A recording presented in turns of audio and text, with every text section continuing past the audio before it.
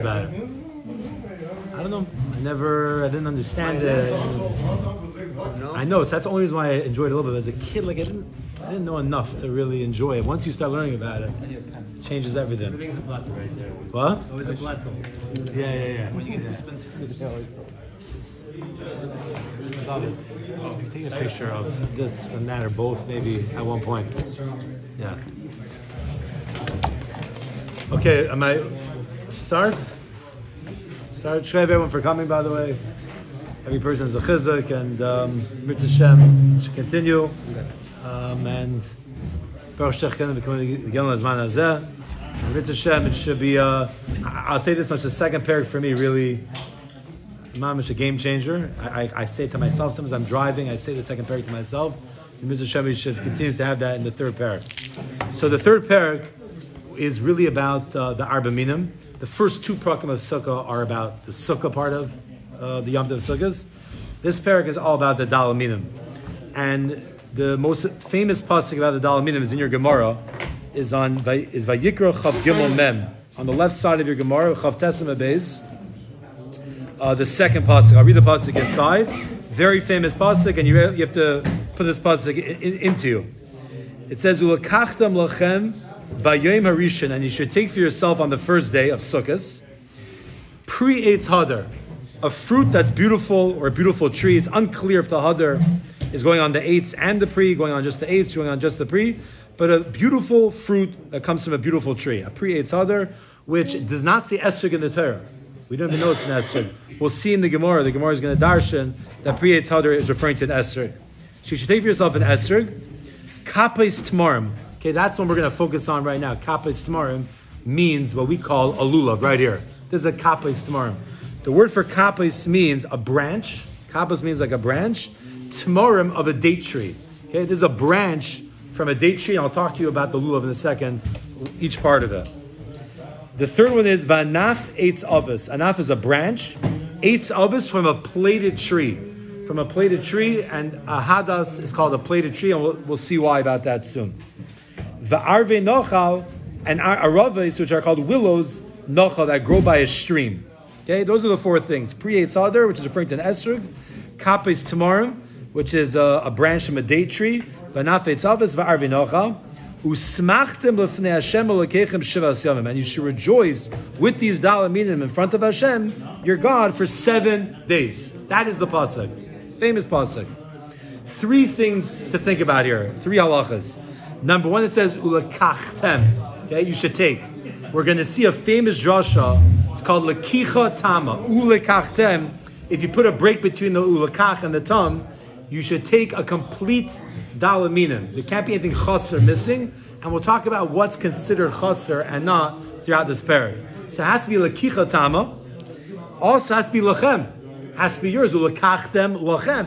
It has to be yours, and we'll see if it applies the whole sukkahs or just the first day, but it has to be yours. It can't be stolen, it can't be borrowed, it can't be anything like that.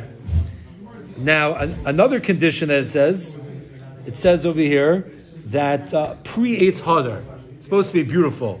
And we're going to learn that really all the dalaminim are supposed to be beautiful. Okay? So it has to be yours, it has to be complete, and it has to be beautiful, it has to be Hadar.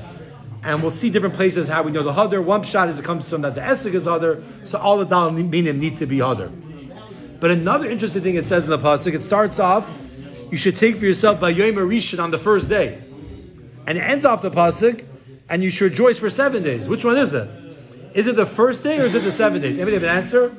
It says day only for the first day, and then it says you should rejoice with it for 7 days. So why are you saying first day? First day it has to be yours. What's the reason the first day and all the rest of it? You can use someone else's. Use somebody else's. Why?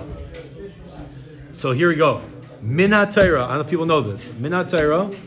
You only have to take dalaminim in Manchester, New Jersey. Not getting to the Beis Hamikdash. Only once a day, one day of Yom Tov, the first day. Not getting to Svekid Yema right now. On a regular sukkah, if you knew everything, what the days were. The only time is a mitzvah deraisa of having dalaminim is one day. L'kachtem lachem b'yom harishon. There's no other mitzvah besides for that. By Yom Harishon, so why does the pasuk end off with Shivas Yamim? Lefnei Hashem Shivas Yamim. that in the Beis HaMikdash, which is in front of Hashem, there's a mitzvah deraisa for 7 days. It's probably, I can't even think of any other mitzvah in the Torah that's like this. It's not a avodah in the Beis HaMikdash. It's a mitzvah that it's on Gans Klal Yisrael.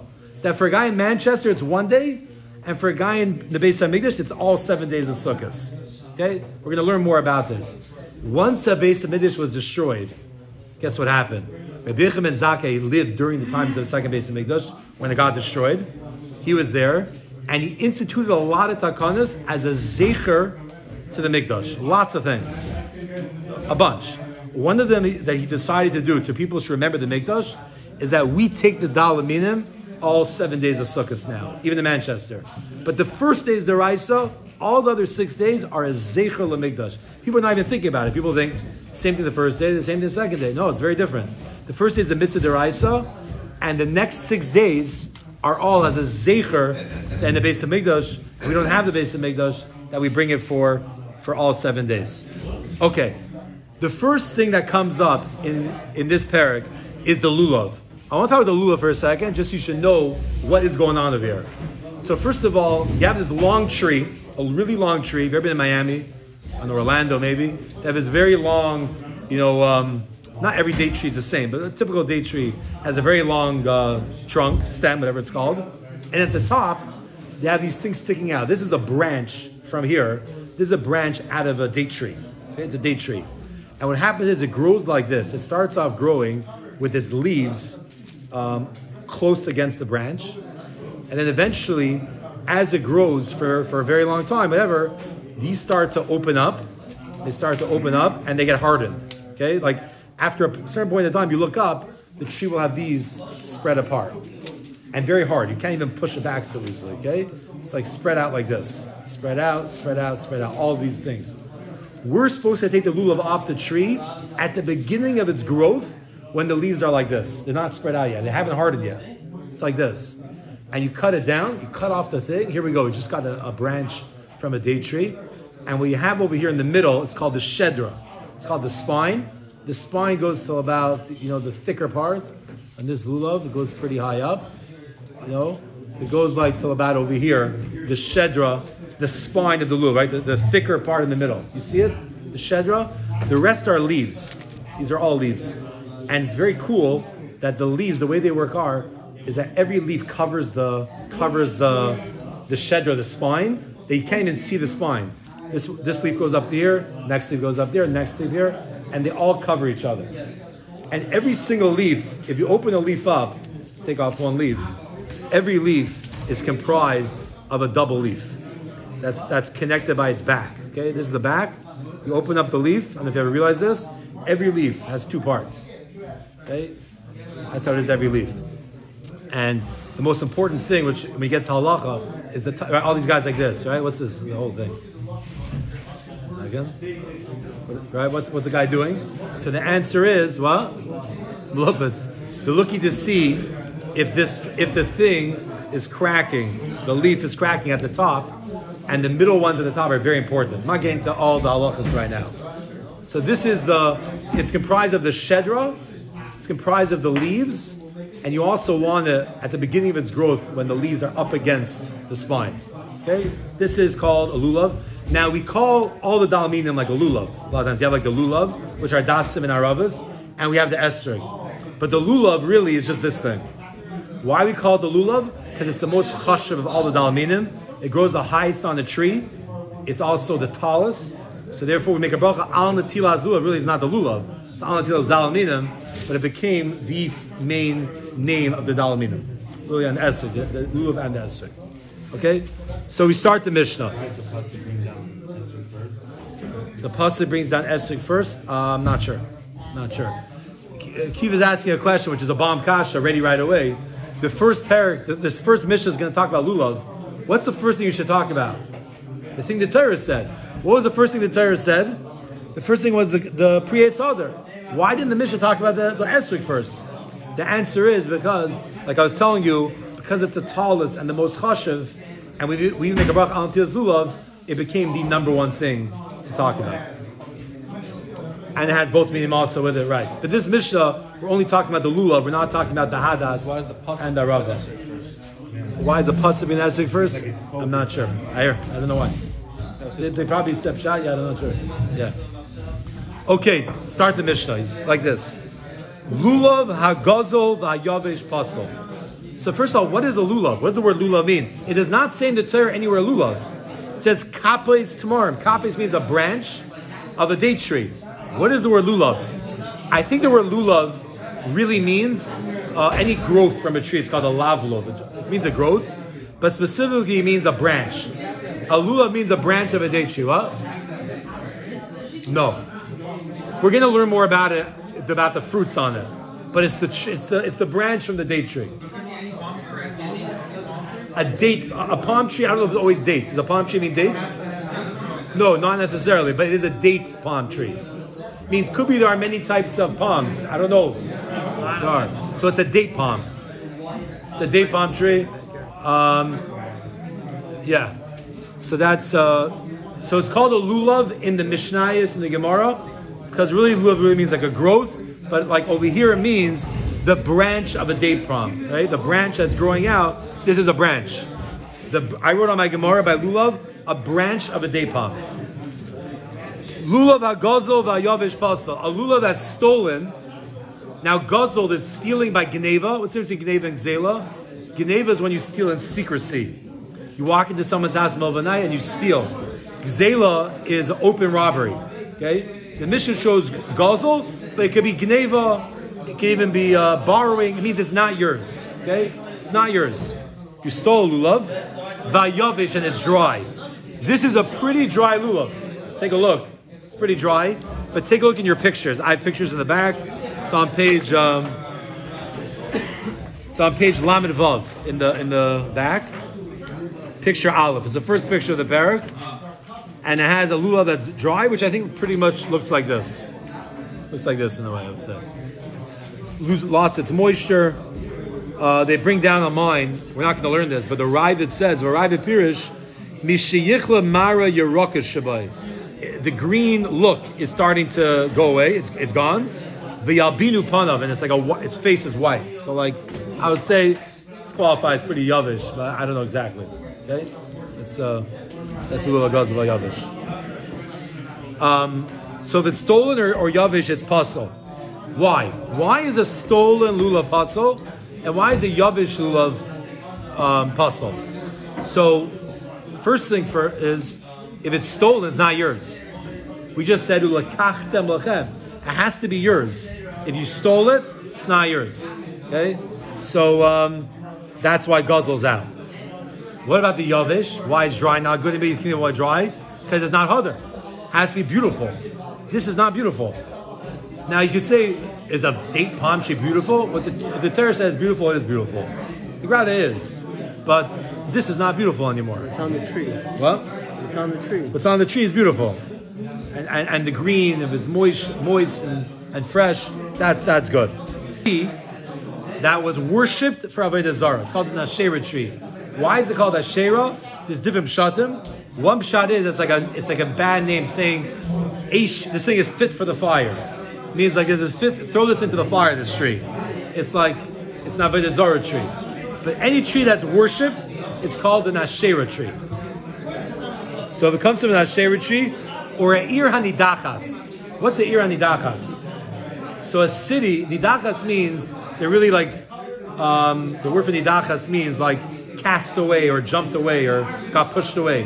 It's a city that went off the derech. They have a city, and there's a couple of guys that are trying to convince everyone to do Avodah Zarah, and they got roiv of the city to say, yeah, we're going to do Avodah Zarah. The halacha is the entire city is wiped out by the sword, and all the stuff in the city is burnt and destroyed. It's like totally gone. It's called the Ir Hanidachas, the city that went off the derech. So if you get a lulav that comes from an Asherah, it's pasal because it was worshipped for Avodah Zarah. Why is it pasal? Who cares what it's worshipped? Because anything that's worshipped, it has to be destroyed. That's the rule. So because it has to be destroyed, we're going to learn a lulav needs to have a certain amount of shear. It has to be 4 tefachim. Something that's meant to be destroyed has no shear, right? If this was worshipped, we don't say it's 4 tefachim long. It's like it's pulverized, and it's smithereens. It's a destroyed item. Something that's meant to be destroyed doesn't have the proper shear that you need for dalamina. So if it was worship, or it's from this city, wherever went off the derech, and they have to destroy everything in the city. If this date palm tree branch was in the city, it has to be destroyed. And since it's meant for sreifa, it doesn't have the proper shear, and therefore it's possible. Okay? Now it's actually interesting. Those fit very well why they're together. They share the nidachas. Why is Gazel and Yavish put together? It says, Lula Gazel Yavish, puzzle. That's one category. Shall share of share nidachas, puzzle. Not here, they're both like Avodah Zarah. But why is the Gazel and the Yavish puzzle? The Gazel is because it's not yours, and the other is not beautiful. So why are they put in the same category? It should have been like two separate categories. Gazel, Yavish, and then share the nidachas. So the Pashup shot is that Gazel and Yavish is something that affects the actual lulav. Somebody stole it, this lulav was like stolen, or the thing was actually puzzled. This Avodah Zarah Yidachas is more like about worship for Avodah Zarah, that style. So it's a separate category. But Yavish and Gzela is more something that affected the actual lulav. Yeah. They did worship the actual. They worship, it's more like an external thing to the lulav. Stolen is like the lulav was actually, you took it, you moved it, changed locations. The lulav itself, right? They bow down to it, but it's this thing, just sitting right, standing right here. They just bow down to. So they bow down to the lulav. They bow down to the lulav, yeah. It's not that they were just worshiping the Zarah. They worshipped it for Avodah Zarah. What if they just worshipped the idols for Avodah Zarah? What The they whole what? city worships idols for Avodah Zarah. Yeah, that's your nidachas. So do you have to be makbid to put lulav in from cities? I don't. Is a shav nidachas ever happened? It's so weird to get all the qualifications. I don't know, some fry or. It has to be a Jewish city, yeah, and it has to be certain dinim. There's tons of dinim. It's like a Ben Sermer. Ben Sermer like either never happened, maybe once, what? And Saraz. Why Saraz? No, never happened. There's a story in Tanakh with Dam and Sarim. Miriam got Saras and Miriam got Saras. Moshe, really? Weird. Which Gemara? That never happened. Yeah, okay, never heard of it. But hold on. I mean, there are Could be. cities that So Dama knows these things, but yeah. cities that actually saw that are completely flat, right? Really? I don't know, you have to fit the qualifications. By the way, Chavetz Chaim says, why does nobody get Saras anyway? He said a whole parsha. Why does nobody get Saras?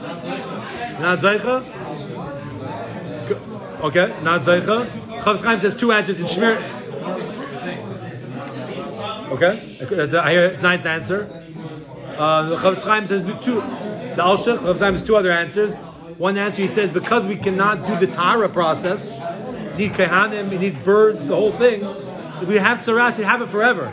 So Hashem is Rachmanis to us, we don't get Tzaras anymore, but he says, Chavetz Chaim says, you have it in you spiritually. It means you're full, not you, but someone who says Lashon Hara is full of Tzaras spiritually, and Lasa Lavai can tick off your skin, whatever, when your person dies, his neshama is tainted. That could be, yes, yeah. What? I guess, but never actually happened, maybe. And one other thing Chavetz Chaim says, if you don't get tzaras anymore, there's another form of tzaras. It's called aniyas, poor. If someone's poor, there's a very good chance he's speaking Lashon Hara. Okay, that's what he says. If you're poor, you might be speaking Lashon Hara. Well, whatever. Right, one of the things. Correct. He says about Lashon Hara because that's the safer about. Yeah.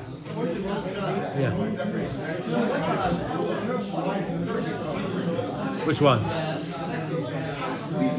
Okay, so let's get that, because that's a chelik of the lulav. A piece of it, yeah, not the full lulav. So, right, it's a huge machlekes you're showing him how much has to be dry. Is it the top leaves? Is it rove of the leaves? Is it a whole shedra? It's a big machlekes, what yavish is. By the way, you'll never have a yavish. What? I hear the question. There's other answers. I've been around the block. I have never seen a yavish on sukkahs. It means you never walk into the Damian store. Don't be yeshivish. Be like, this is a yavish or it's not a yavish? It's never yavish. It needs to be like really bad. What? Right. In those days, they used to use them year after year. Right.